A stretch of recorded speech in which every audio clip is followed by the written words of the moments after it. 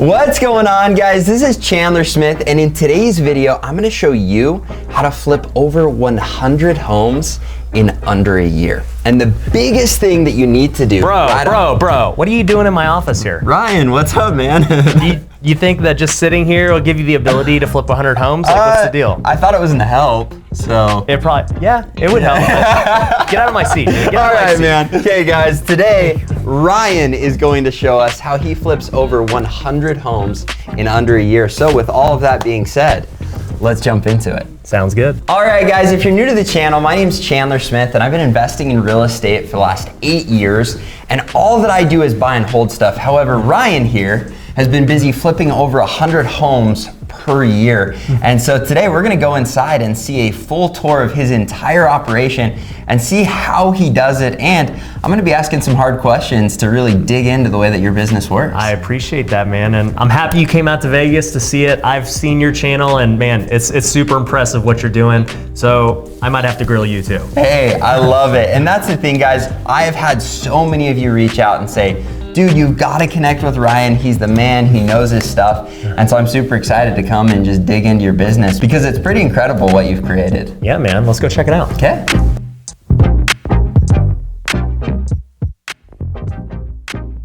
Holy cow, you've got a full house in here. Yeah, so I've got 4 different businesses in here. You can kind of see them on the sign here. We've got our brokerage, Forever Home Realty, which are the people you see right now. They're doing a training.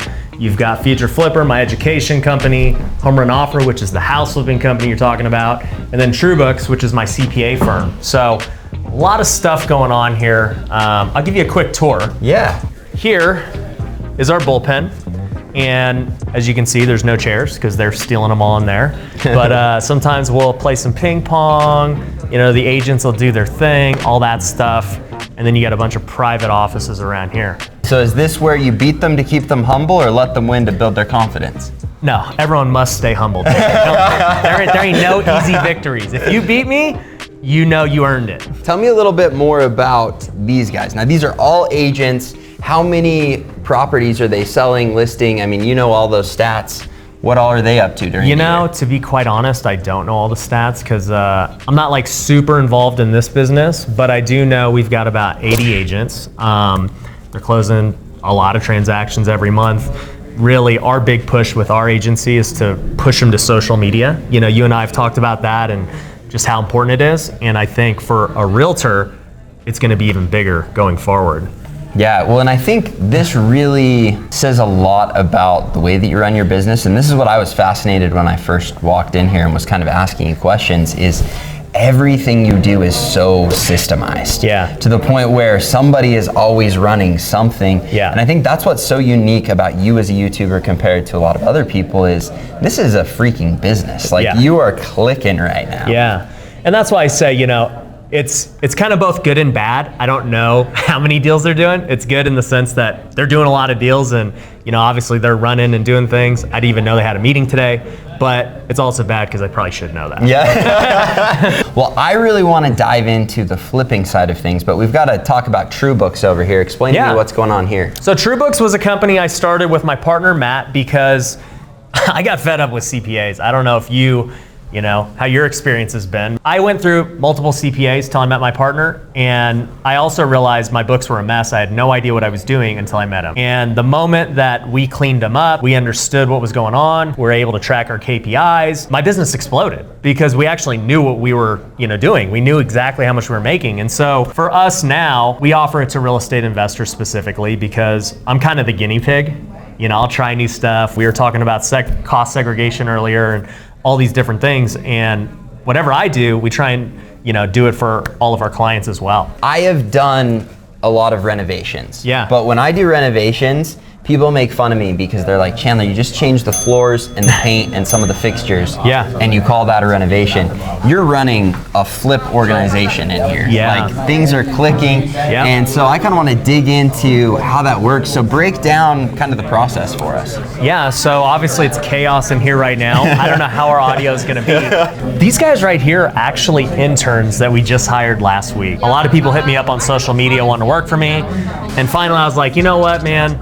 I'll just start an internship. And I know you have done a great job at hiring from social media, so this is like my first attempt at trying it. Over here is, my employees and our, I don't want to call it our real sales floor, but what we've had. So they're currently talking to sellers right now. They're trying to, negotiate deals, all that stuff. And then these guys are sales for my future flipper, which is my real estate education. So they're talking to prospective students and, people who want to buy those products. Okay, so these people are all just closing people on future flipper, explaining how to flip homes? Yeah, so we got a bunch of different products. Something as simple as free stuff, whether it be my book or our real estate contracts, all that stuff, all the way to coaching, which is very expensive, and that's something that I do. But then we have in-between stuff as well, like my online courses. We have actually a rookie coaching program we just launched that's super affordable, $100 a month. They're pretty much just getting all the leads every day and trying to point them to the right product. We're not really hard selling anyone. It's like, this is what you should do if you're new, or if you're experienced, you shouldn't be buying the new stuff. And I know you've done a ton of flips. I know one thing that is always stressful about flips is a lot of people end up underwater on them. Right. What are some of the things that your course provides or that you have done that really make the difference to where you end up being profitable on a lot of flips? Yeah, I think number one, I've lost hundreds of thousands of dollars on bad deals. And I'm super transparent about that. We've made a lot of money, but we've also freaking taken our licks too. But I would just say the biggest reason people lose money is because they don't know how to run numbers. They don't know how to evaluate what renovations will cost. They don't, know how to comp properties the right way. And so they think, oh, I'm gonna get 300 for this property, and it's really 260. And that's how you lose. So, that's the main thing we try and teach is how to comp properly, accurately, figure out your rehab expenses, know your other numbers too, like money cost and holding costs and all that stuff. So as long as you know the numbers and you're right on the formula, it's pretty hard to lose. And I feel like it's the same way with buy and hold or flipping. So many people will come to me and they'll be like, Chandler, is this a good deal? Yeah. And it's like, well, I don't know that market. Do you know the market? Do you know what rents are? You've got to know the numbers for it to work. I think the only other key that I hear a lot of people have issues with when flipping properties, and I've dealt with this too, is dealing with subcontractors. So how do you dive into that aspect as well? Well, let's go talk to my COO because... Oh, I like it. Dropping the COO. Yeah. Sean Bob over here, who's the COO of Home Run Offer. And he's got 3 screens. So he's got 3. He's looking up deals, right? He's asking construction, man, sucks. Easily the biggest. It does not matter how big you get or how many deals you've done, construction sucks. Have you come to find that dealing with a general contractor and finding certain general contractors that are great is what makes the difference, or do you still have issues with some you've done well with? You have issues at that point. You give someone too much business, and then they just think, oh shit, we can scale too. Yeah, dude, I would just say contractors are easily the most risky part of this business because there are horror stories of them just leaving a job after getting the money. They might do a job wrong, and then now there's just all this aftermath of trying to clean up their mess. And then, there's times where they take forever. A job should have took a month or 2, and it takes 6 months. I've had that happen. And, who's the only one who suffers from it? You as the investor. Within your course, do you do kind of like a vetting process? Yeah, so in my course we teach how to pay them the right way to make sure they're not getting ahead of you. We teach how to estimate cost. We teach everything with managing a project. On top of that, in my coaching program, we give them all of our documents with how we do scope of works, lien releases, everything to make sure that you're as protected as possible. So here's the deal, Ryan. I have been wanting to do a flip this year, okay? Because I've done lots of renovations. I feel like I know my stuff for the most part. I mean, we've renovated dozens of apartments. Okay. However, I wanted to buy a single family thing and do something that I know a lot of my audience has asked me to do is flip a home. Okay. So is that something you think maybe you could help me out with? Just because you flew out to Vegas, I'll hook you up with a course, okay? Ooh. So I'll hook you up with my flipping course, go through it, and then you be the judge of, whether it worked or not, and, if it's something that's going to help make you money. I love it. Okay, so I'm going to do it. You're going to have to fly out to Idaho to see the end result. Okay, I'll check it out. Then you can critique me, Okay. or I can critique you on how your course burnt me. If you lose money, it wasn't the course, it was you. All right, fair enough. So we're gonna do it. I thought this would be a super fun experiment. Thank you for hooking me up with the course. Yeah. But I'm gonna do a flip and we're gonna see if it works out. Yeah, I love it. I got something else to show you. Okay, yeah, let's see it. So obviously, YouTube's pretty new to me, but I'm trying to treat it like a business, like we're talking about. So right here is my video and editor's room. Holy cow. So, I've had those two guys, Sion and Kyler, doing a lot of, all of my stuff, right? Yeah. And then we got a third desk here because we just hired a third person too. So No way. it's a little tight in there. You're planning on busting out a ton of content if you got 3 people editing. Dude, you got to just go all in, man. I love it. So it's going to be tight in there for those guys, but it builds camaraderie. Yeah. Okay, this is what I'm excited to show people. Yeah. I've seen it, but you got to give us the tour of where the magic happens. Okay, so super clean, right? Like everything in its proper place. No. See, you keep saying it's dirty, but it does look, it's way cleaner than my office. It's like coated with papers all over. Okay. Of all of the stuff that I should probably hire someone to do, but do on my own.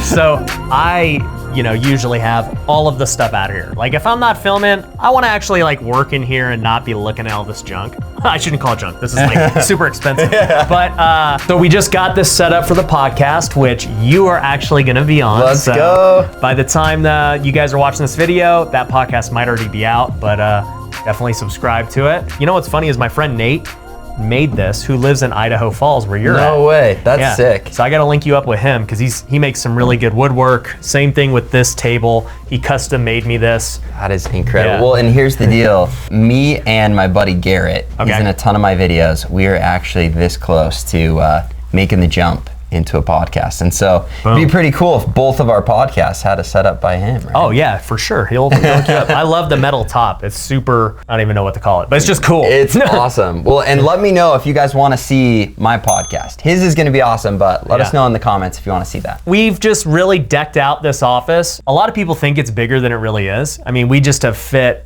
every space with a purpose. You've got the couch, which we film stuff on. I'm actually going to get a neon sign there now, because the couch used to be under this Ryan Pineda show, but now that we have the podcast, we had to move it. We had that back set where you and I were joking around with early on. Yeah. And then, you got the green screen and stuff up there. If I ever want to just do something basic. Is that where you do, and that's the other, Ryan, you've got so much going on, because the other thing we got to hit on is the fact that you're TikTok famous. Is that where you do, is that where the TikTok magic happens, when there's like the blurry stuff? Dude, I'm actually so lazy that no, it's not, because with TikTok, I just literally do it right wherever I'm standing. But if I did it right there, it'd be a lot more crisp. We're trying to actually make a better effort to do TikToks with the nice camera versus my phone. So I think it'll be a fun little endeavor. We'll see how it goes. If there's one thing I've learned from this video, it's that you have systemized everything. And I felt like I was pretty organized with everything I've got going on, but holy cow, this is just a well-oiled machine. People have said that I'm a machine, because I don't have a lot of emotion, or, I'm like, hey, this is just how it's done. I try and be very objective. It brings me joy creating businesses and, giving people jobs and creating systems and processes where I'm not needed, and then now I can go film with you while these guys are still, getting deals and doing what they got to do. The brokerage you just saw is running. They're doing their thing. They're selling houses and courses and all that, and I'm able to do what I actually enjoy, which is talk to a camera. Well, and I think that is something that I push a lot in my channel, but I haven't executed as well as you have, because a lot of people will say, Chandler, I want to, manage my own property. I want to do my own flip. I want to, get my hands dirty in there. And I think anyone that truly wants to scale or build a business or, maximize their potential, you've got to find a way to put the proper systems in place, because otherwise, if you make a jump into flipping homes or doing buy and hold real estate or even creating a YouTube channel or anything else, a lot of times you can just take on a job where you're getting paid less hourly and you're not enjoying it because you're doing a lot of the stuff that you don't enjoy. Well, and the thing too is, with the W-2 job and all these other things, it's not like you're building like a brand or anything that you own, right? You're just trading hours for money. With YouTube and other things, you're building like a long-term brand that can potentially give you wealth long-term. Same thing with rental properties. You buy a rental so that you can own this long-term and build wealth. And so I think a lot of people have got to figure out, how do you go from just, hey, I'm working to earn dollars, and if I don't work tomorrow, you know, I don't eat, and then, you know, start transitioning to, hey, can I do this and build some long-term wealth, which is what I think a lot of your audience is really into with all the buy and holds. Like that's probably, to me, the easiest way for anyone to gain wealth. So guys, we have covered the whole business, and the reality is if I was gonna dive into everything, I'm kind of recognizing that it would be like a 10-hour long video. There's so much going on. Yeah. So I'm just gonna ask you one really important question. I watched your video of your 10-plex. Oh yeah, that was a good video. So it was sick, and it's blown up. It's done really well. If you haven't watched it, you've got to go watch it. I really enjoyed it. A big question with this, one, I want to see the multifamily that you own, but two, are you going to be buying more? I want to know if we're going to get you up to that 100 unit plus mark. Yeah. And knowing you, if we get you over 100 units, you're probably going to do like 10,000. So. I was going to say 1,000, but 10,000 is a good guess. You know, man, I'll just say for me, when I first started, I didn't have a job or any money to be able to be like, oh man, I got to buy all this passive, you know, income producing assets. I needed every dollar I could to flip the next property because that was my income. And all the rentals I've accumulated over the years have never been like, I need to buy rentals. It's just, oh, that deal makes sense. Like I'll keep it as a rental, whatever. Now that I have income and all these things producing it, I need to offset it with rentals, you know? So I do have a big push this year to buy rentals. One of my goals was to buy 50. And in my head, I was thinking that was going to be single family because that's what my team does. We're not searching for multifamily. But something you and I were talking about, I need to start getting into these multis more. I want to get into some big multifamily projects, like, you know, 100 plus units. And that is one of my goals, you know? I love it. Yeah. Well, and I think, and maybe I'm wrong here, but I think with your personality, you're going to fall in love with building an empire of multifamily stuff. So. I know, dude. I want to get into it more, and I'm gonna have to pick your brain on it, and we might end up just partnering up on a deal. We need to. That'd be fun. I would love it. I'm sure. I know I've talked to both Graham and Kevin. Yeah. And both of them, if we found a deal where the numbers would work, would do it. Yeah. How cool would that be if the four of us went and bought like a $10 million property? That'd be pretty sick. We could do it. If you guys got deals, you know, let us know for sure. That you should pitch that. If you guys, if there's don't buy my course. Or anything. Like the deal is way better for me. If you bring me a deal, I'll give you any course you want. 100 unit property, I would love it. Well, dude, I have loved this. We're probably running long. I am gonna go and ask you a bunch more questions because what you've run here is so cool. But if you guys enjoyed the video, make sure you smash the like button, subscribe to the channel, hit the little bell, and make sure you go over and follow Ryan. He's like ultra famous on YouTube, but even more famous on TikTok. So you gotta go check it out. And again, if you enjoyed the video, make sure that you hit the like button, and we'll look forward to seeing you in the future videos. Thanks for watching, guys.